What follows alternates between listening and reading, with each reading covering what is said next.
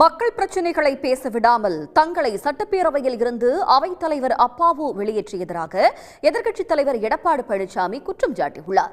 ஆனால் துணை முதலமைச்சர் உதயநிதியின் பதில் உரையை கேட்கக்கூடாது என்பதற்காகவே அதிமுக உறுப்பினர்கள் திட்டமிட்டு வெளியேறியதாக சட்டத்துறை அமைச்சர் ரகுபதி விளக்கமளித்திருக்கிறார். அது எவ்வளவு முக்கிய பிரச்சனையாக இருந்தாலும் சட்டமன்றத்திலே பேச அனுமதி கிடையாது என்ற சர்வாதிகார போக்கை இன்றைக்கு சட்டமன்றத்தில் அரங்கேறிக்கின்றார்.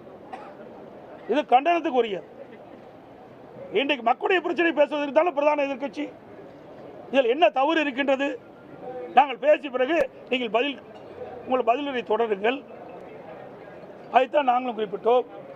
ஆனால் அவை முன்னவரும் முதலமைச்சர் அவர்களும் சட்டப்பேரவைத் தலைவரும் எங்களை வெளியேற்றுவதிலே குறிக்கோளாக இருக்கிறாங்க.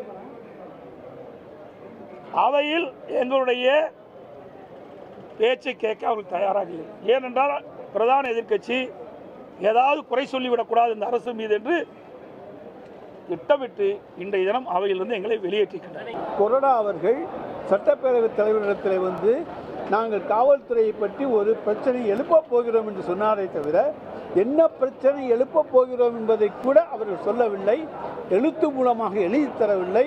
ஆனால் ஜீரோ அவர்கள் எழுந்து கொண்டு எங்களை பேச அனுமதிக்க மறுக்கிறீர்கள் என்று சத்தம் போடுவது இன்றைக்கு எங்களுடைய துணை முதலமைச்சருடைய பதிலுரையை புறக்கணிக்க வேண்டும் என்பதற்காக திட்டமிட்டு அவர்கள் செய்திருக்கின்ற செயல் என்பதை நான் தெரிவித்துக் கொள்ள கடமைப்பட்டிருக்கின்றேன்.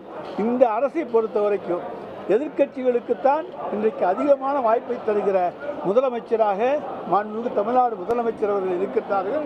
அவர்களுக்கு வாய்ப்பு கொடுங்கள் என்று சொல்லுகிற முதலமைச்சர். ஆனால் அரை மணி நேரத்துக்கு முன்னாலே கொடுக்க வேண்டும் என்கின்ற விதி இருக்கின்ற பொழுது இங்கே வந்து நாங்கள் 10 நிமிடத்துக்கு முன்னாலே ஒரு பிரச்சனையை கிளப்பப் போகிறோம் என்று சொல்லிவிட்டு அது கூட என்ன பிரச்சனை என்பதை சொல்லாமல் இருந்தால் எப்படி அங்கே பதில் சொல்ல முடியும்? உடனுக்குடன் செய்திகளை தெரிந்து கொள்ள சன் நியூஸ் பெல் ஐகானை கிளிக் பண்ணுங்க.